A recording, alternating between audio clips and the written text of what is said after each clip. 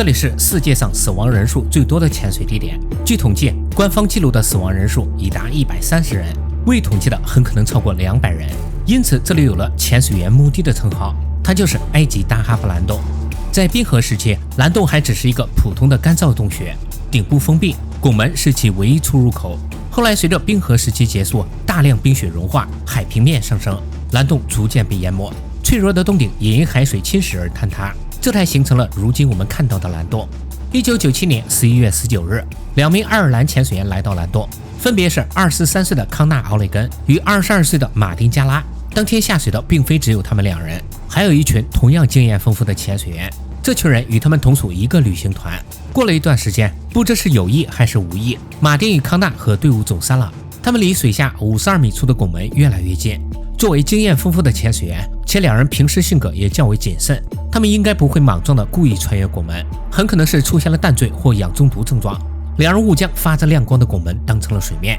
因为拱门位于水下50多米，气体消耗速度是水面时的6倍，所以他们的气体很快耗尽。同时，气囊在水压作用下进一步缩小体积，2人开始呈现负浮力状态，深度不断增加。和之前讲过的尤里一样，等他们察觉时已经晚了。一段时间后，其他人结束潜水，相继浮出水面，发现马丁与康纳没有上来，他们立刻换上气瓶下水搜寻，却一无所获。随后，他们求助当地知名潜水员塔里克·奥马尔。塔里克与潜伴一边下潜一边搜寻，最终在拱门斜下方102米处发现了2人遗体，他们在海底紧紧相拥，气瓶内气体已经完全耗尽。后来塔里克推测，2人很可能因淡醉误入拱门下，然后在坠落过程中耗尽气体，也有可能是其中一人遇到了麻烦，如淡醉或设备故障掉到了拱门处，另一人试图上前施救，最终双双遇难。从2人相拥的姿态来看，坠落时他们很可能仍有意识。这是大哈布兰洞较早且较典型的事故，也就是受淡醉影响，在不知不觉的情况下掉深度。但接下来这个情况完全相反。这段视频是2名潜水员在蓝洞底部拍摄的，具体时间不详。画面中潜水员的潜水服仍在，但里面只剩一堆骸骨，气瓶直立在身上，大部分潜水装备不知所踪。许多人称画面中的遗骸是大哈布兰洞深潜遇难的第1位女性芭芭拉，她也是继马丁和康纳之后官方记录的第3名遇难者。1998年11月16日，24岁的芭芭拉·迪林格来到蓝洞。据当年在场的潜水员回忆，当时他正计划进行一次112米的深潜，下潜过程十分顺利，可升水时意外突发，不知是气体不足还是淡醉影响。与之前我讲过的伊戈尔一样，芭芭拉并未进行减压停留，而是在几分钟内快速上升至水面。其他人见状立刻将他抬上岸抢救，但芭芭拉的肺部已经炸裂，所有努力都无力回天。事故发生后，他的家人在蓝洞旁的山上立了一块纪念牌匾。因为芭芭拉是在送往医院途中离世的，那么前面视频中的遗骸就不可能是他。后来经过进一步调查发现，视频中的遗骸其实是一名男性，但具体身份至今不明。紧接着蓝洞又发生一起事故，一对好友正在下方进行夜潜，具体时间不详，只知道其中一人叫史蒂夫。2人下到拱门下方后一同关掉了手电筒，四周瞬间陷入黑暗。他们这么做主要也是为了追求刺激。过了一会儿，史蒂夫的潜伴开始感到恐惧，他立刻打开手电筒，却发现史蒂夫已不见踪影。他以为史蒂夫已先一步离开，便立即掉头冲水，可浮出水面后却发现史蒂夫并未上来。救援人员在天亮后多次下水搜寻，却始终一无所获。其他潜水员推测史蒂夫很可能坠入了深海。接下来这位是大哈布兰洞中最知名的遇难者，也是我之前专门讲过的尤里·利普斯基。2000年4月28日，尤里独自前往蓝洞拱门处准备拍摄视频，可因为他配重重量过大，开始不断下水。淡醉让他没有想起要减少配重，只知道给 BCD 充气。最终尤里死在了水下115米处，这一过程也被他头盔上的摄像机拍到。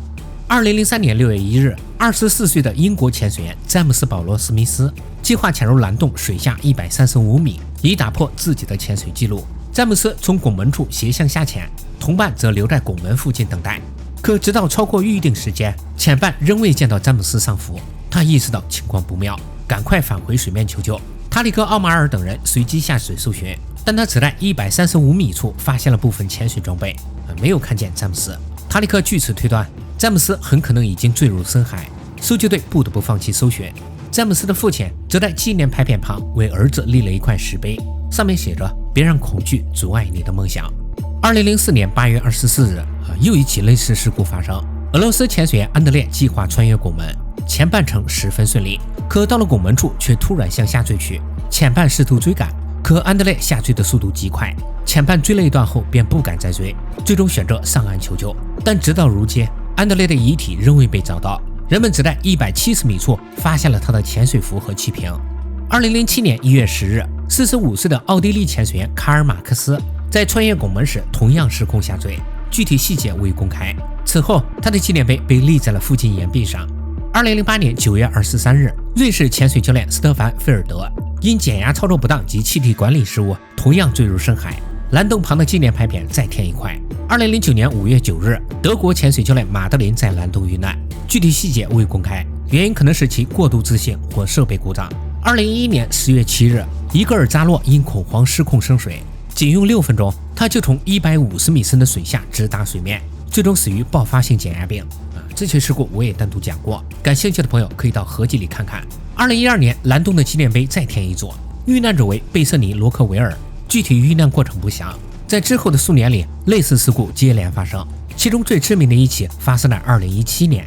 阿莱西亚·泽奇尼是意大利顶级自由潜水员。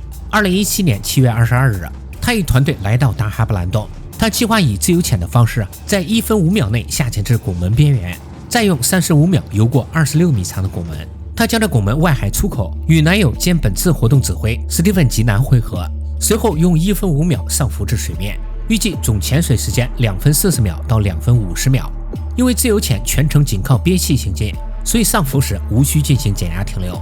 当天上午，阿莱西亚比原定时间晚了5秒出发，一名安全潜水员陪同他下潜至35米处。之后，阿莱西亚独自向拱门游去，该安全潜水员留在上方往下拍摄。第一阶段完全按原计划顺利推进。1分5秒后，阿莱西亚抵达拱门入口，此时第2名潜水员正在拱门左侧入口拍摄。为了提升拍摄效果，阿莱西亚穿越拱门时始终贴着右侧岩壁行进。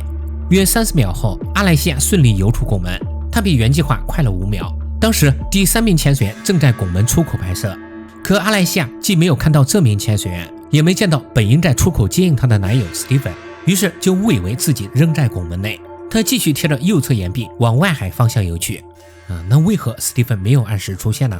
调查报告给出的解释是：一是阿莱西亚游出拱门的时间比原计划提前了5秒；二是史蒂芬不知为何晚了10几秒才下潜，推测是整理装备或其他琐事耽搁。这才导致阿莱西亚穿出拱门时，两人恰好错过。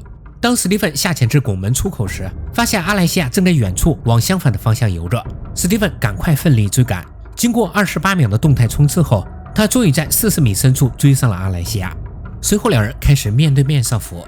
此时，其他安全潜水员发现史蒂芬迟迟没有发出信号，便立即展开搜寻，最终在距离预定出水点约60米处发现了两人。当时史蒂芬脸朝下趴在水面，似乎已经陷入昏迷。阿莱西亚则在他几米外的地方，看似神志清醒，眼神却十分茫然。安全潜水员立刻晃醒阿莱西亚，随后他们一起将史蒂芬拖上岸抢救。遗憾的是，史蒂芬在送往医院的途中停止了心跳。医院宣布史蒂芬的死因为湿性溺水引发的呼吸骤停与心脏骤停。部分证据显示，史蒂芬可能在距离水面还有10米时就已经昏迷，随后他吸入了大量海水。